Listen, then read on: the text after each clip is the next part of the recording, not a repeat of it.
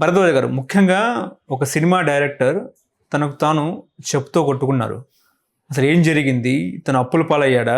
లేకపోతే cinema సంక్షోభమా? Cinema అసలు ఏంటి సార్? సంక్షోభం కాదు, ఏమీ కాదండి. బర్బరిక్ అనే ఒక సినిమా, త్రిబాణధారి బార్బరిక్ అని ఒక సినిమా రిలీజ్ అయింది. ప్రస్తుతం థియేటర్స్లో ఉంది ఆ సినిమా. ఇంకా ఆ సినిమాకి ఆయన వెళ్ళాడు, షోకి వెడితే అక్కడ థియేటర్లో 10 మంది కనిపించారు అని చెప్పాడు ఆయన. 10 మంది కనిపించారు, ఆయన వైఫ్ కూడా ఉన్నారు. ఆవిడ ఈయన కాసేపు ఉండి వెళ్ళిపోయాడు ఇంటికి.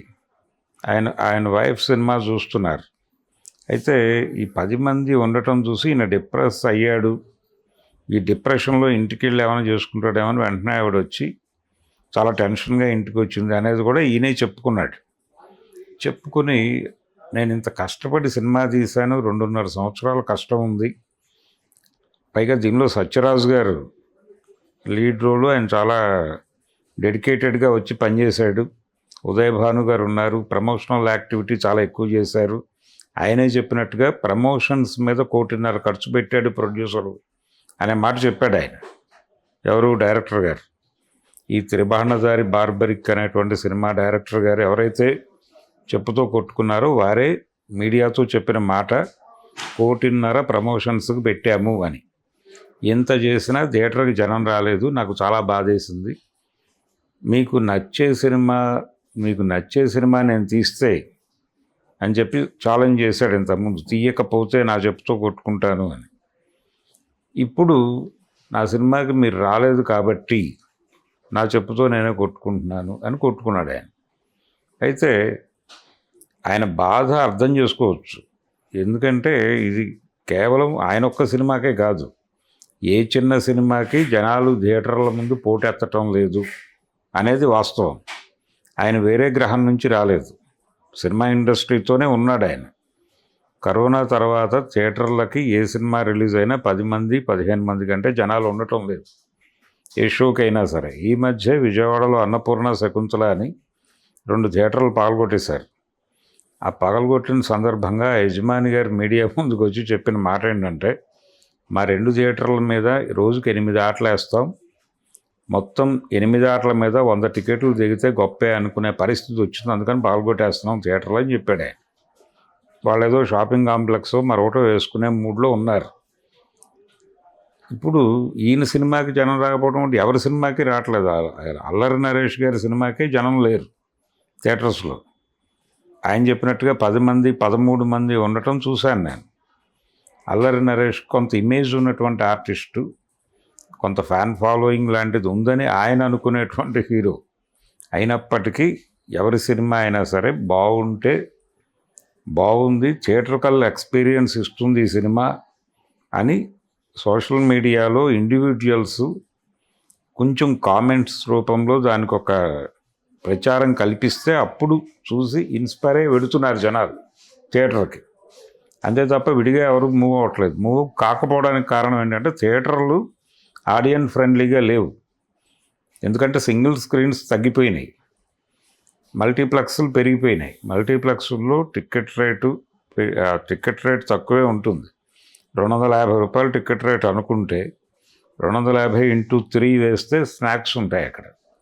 కాబట్టి ఆ థియేటర్కి టికెట్ కొనుక్కుని వెళ్ళి ఈ స్నాక్స్ని భరించలేక ఎందుకు వచ్చిన రిస్కు? సినిమాని చూడటం మానేయలేదు జనాలు, సినిమాని అందరూ కన్జ్యూమ్ చేస్తున్నారు. కానీ ఎక్కడ కన్జ్యూమ్ చేస్తున్నారు? థియేటర్కి వెళ్ళి చేయట్లా, ఓటీటీలకు రావట్లా. వీళ్ళు ఏదో ఒక సైట్లో ఆ సినిమా అవైలబుల్గా వచ్చేస్తోంది. అది ఇంటర్నెట్లో రకరకాల ప్లాట్ఫామ్స్ మీద సినిమా షో పడిన గంటలో ఒరిజినల్ ప్రింటు అద్భుతమైన సౌండ్తో అద్భుతమైన క్వాలిటీతో ప్రింట్ అవైలబుల్గా ఉంటుంది. అవి డౌన్లోడ్ చేసి చూసుకుంటున్నారు హాయిగా. ఎందుకు థియేటర్కి వెళ్ళాలి? తన ఫోన్ని టీవీకి అనుసంధానం చేసి తన ఇంట్లో ఉన్నటువంటి బిగ్ స్క్రీన్ మీద చూసుకుంటున్నారు, ఎంజాయ్ చేస్తున్నారు కుటుంబం అంతా కలిసి. అంటే డబ్బులు వెళ్ళట్లే ఎవరికి, ప్రొడ్యూసర్కి డబ్బులు వెళ్ళట్లేదు, ఎవరికి డబ్బులు వెళ్ళట్లేదు. ఇతని పెయిన్ ఏమిటి? మేము ఎంత కష్టపడి చేస్తే థియేటర్కి రాలేదు, ఎంతమంది చూసుంటారు ఆ సినిమా ఇళ్లల్లో అనేది చూడాలి కదా. ఈ లీకేజీని కట్టడి చేయడానికి ఏం చెయ్యాలి అనేది కదా తను మాట్లాడాల్సింది. తను చెప్పుతో తను కొట్టుకోవడం కాదు, వెళ్ళి ఇండస్ట్రీ పెద్దల్ని కొట్టాలి. ఇలా సినిమాలు లీక్ అయిపోతున్నాయి, దీన్ని కంట్రోల్ చేయలేకపోతున్నారు మీరు. నేను సినిమా తీశాను, 1.5 కోటి పెట్టి ప్రమోషన్ చేశాను, మా సినిమాకి జనం రావట్లేదు, దానికి కారణం లీకేజే, మీరు ఎందుకు లీకేజీని కట్టడి చేయరు అని చెప్పి అక్కడికి వెళ్ళి ఛాంబర్ దగ్గర గొడవ చేయాలి కదా. ఆయన తన కారులో తను కూర్చుని తను చెప్పుతో తను కొట్టుకుంటే ఎలాగా? ఆయన ఒక్కటి సినిమాకే కాదు, ఏ సినిమాకి దాదాపు 4 ఏళ్ల నుంచి జనం వెళ్ళట్లేదు థియేటర్కి. మొన్న కార్మికులు సమ్మె చేసినప్పుడు ప్రొడ్యూసర్లు చెప్పిన మాట కూడా ఇదే, ఏ సినిమాకి 10 మంది కంటే జనం రావట్లేదు, సినిమా రంగం కష్టాల్లో ఉంది, అందుకని మీరు అడుగుతున్నటువంటి వేతనాలు మేము ఇవ్వలేము అని చెప్పారు వాళ్ళు. అది అందరికీ తెలిసిన విషయమే. కానీ ఇక్కడ చూడాల్సిన విషయం ఏంటంటే, సినిమా థియేటర్ అనేది ఒపీనియన్ పుల్ చేసేటువంటి ఒక సెంటర్గా మారింది. అంతవరకే దాని రోల్ కుదించారు. సినిమా అనేది, ఎంటర్టైన్మెంట్ అనేది అనేక ప్లాట్ఫామ్స్ మీద దొరుకుతోంది ఇప్పుడు. ఇదివరకు సినిమా థియేటర్ ఒకటే ఎంటర్టైన్మెంట్ సెంటర్. ఇప్పుడు ఎంటర్టైన్మెంట్ రకరకాల చోట్ల దొరుకుతోంది. మీ ఫోన్లో దొరుకుతోంది, మీ ఇంట్లో టీవీలో దొరుకుతోంది, మీ ల్యాప్టాప్లో ఉంది, రకరకాలుగా మారిపోయింది. దాని ప్లాట్ఫామ్స్ మారిపోయింది. ఓటీటీలో దొరుకుతోంది, ఇంటర్నెట్లో రకరకాల ప్లాట్ఫామ్స్ వచ్చినాయి. ఇలా ఎప్పుడైతే ఎంటర్టైన్మెంట్ అనేక ప్లాట్ఫామ్స్కి విస్తరించిందో, థియేటర్ అనేది కేవలం ఒక భాగంగా మారింది. ఇదివరకు థియేటరే ఎంటర్టైన్మెంట్, కౌంటర్లోంచి వచ్చే డబ్బులు.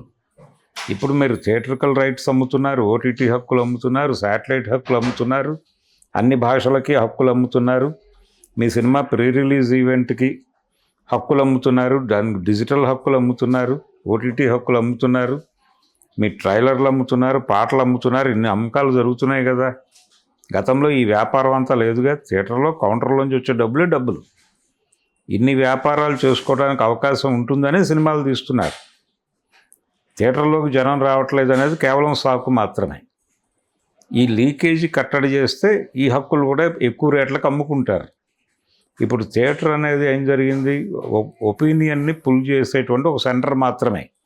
ఆ థియేటర్లోకి వచ్చిన 10-15 మంది పాజిటివ్గా మాట్లాడితే, అలాగే 4-5 పత్రికల్లోనూ ఛానల్స్లోనూ పాజిటివ్ రివ్యూస్ వస్తే, వీటిని చూపించి ఓటీటీ వాళ్ళతో బేరం మాట్లాడుకుంటున్నారు వీళ్ళు. ఈ బేరం సెటిల్ అయితే అప్పుడు వెళ్ళి శాటిలైట్ వాళ్ళతో మాట్లాడుకుంటున్నారు, అప్ కంట్రీ శాటిలైట్లతో కూడా మాట్లాడుకుంటున్నారు.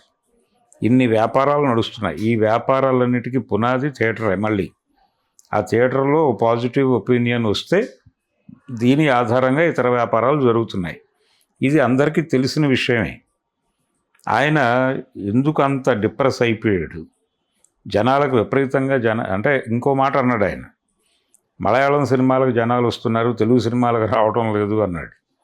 మలయాళం సినిమాలు జనాలకు నచ్చాయి కాబట్టి వస్తున్నారు, నచ్చకపోతే మలయాళం సినిమా కూడా చూడరు కదా. ఎందుకు చూస్తున్నారు? ఇప్పుడు నిన్న కొత్త లోక అనే సినిమా రిలీజ్ అయింది. ఆ సినిమాకి జనం ఉన్నారు విపరీతంగా, అన్ని థియేటర్లలోనూ ఫుల్స్ కనిపిస్తోంది. అది ఎందుకు చూస్తున్నారంటే, ఒక అంటే జనాలకి కనెక్ట్ అయ్యే పద్ధతిలో ఆ సినిమా ఉంది. థియేటర్కల్ ఎక్స్పీరియన్స్ ఇవ్వటానికి దానిలో కొంత మార్మికత, వ్యవహారం ఇదంతా ఉంది. మ్యాజిక్ రియలిజం అనేటువంటి పద్ధతిలో సినిమా వెళ్ళింది. అది ఒక జానపద కథ, జానపద పాత్రని ప్రజెంట్ సొసైటీతో లింక్ చేస్తూ నడిపినటువంటి తీరు జనాలకు ఇంట్రెస్టింగ్గా అనిపించింది. అట్లా ఇంట్రెస్టింగ్గా అనిపిస్తే థియేటర్కి వెళ్తున్నారు జనాలు. థియేటర్ అనేది మోర్ ఎక్స్పెన్సివ్గా మారింది, ఆడియన్స్ ఫ్రెండ్లీగా లేదు అది. గతంలో 10 రూపాయలు ఉంటే సరదాగా వెళ్ళి థియేటర్లో కూర్చునేవాళ్ళు. ఇప్పుడు ఆ పరిస్థితి లేదు. 200 సినిమాకి ఒక సింగిల్ పర్సన్ వెళ్ళాలన్నా కనీసం 400 రూపాయలు జేబులో లేకపోతే కుదిరే వ్యవహారం కాదు. అదే ఫ్యామిలీ కదిలి వెళ్ళాలంటే కనీసం 3-4 వేలు జేబులో లేకపోతే కుదరని పరిస్థితికి వెళ్ళిపోయింది. సింగిల్ స్క్రీన్స్ లేవు ఇప్పుడు, ఓన్లీ మల్టీప్లెక్స్లు. ఇన్ని గందరగోళాల మధ్య జనం థియేటర్కి రావట్లే, ఇంట్లో కూర్చుని చూడటానికి ఇష్టపడుతున్నారు. సినిమా కన్జ్యూమ్ చేస్తున్నారు, కానీ ఎక్కడ కన్జ్యూమ్ చేయాలో అక్కడ చేయకుండా ఇంకో చోట చేస్తున్నారు.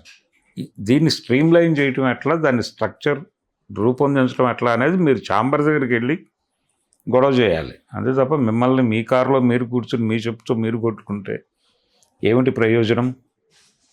కాకపోతే ఈ పబ్లిసిటీ ఇది కొంత జనంలోకి వెళ్ళింది. ఆయన బాధ, ఆయన శోకం, ఆయన ఆవేదన ఇవన్నీ జనంలోకి వెళ్ళినాయి. ఇది ఏదన్నా సినిమాకు ఉపయోగపడితే అది మంచిదే. ఆయన కొట్టుకున్నందుకు కనీసం అంటే తన కొట్టుకోవడం ద్వారా ఒక ప్రమోషనల్ యాక్టివిటీ జరిగింది అనుకోవడానికి ఒక అవకాశం ఉంటుంది. అది కూడా కనిపించట్లేదు, పెద్ద భారీగా పెరిగినట్టుగా కూడా కనిపించటం లేదు. అది టోటల్గా ఆ ఇన్సిడెంట్ తాలూకా, ఆ ఇన్సిడెంట్ చూసిన తర్వాత నాకు అనిపించింది.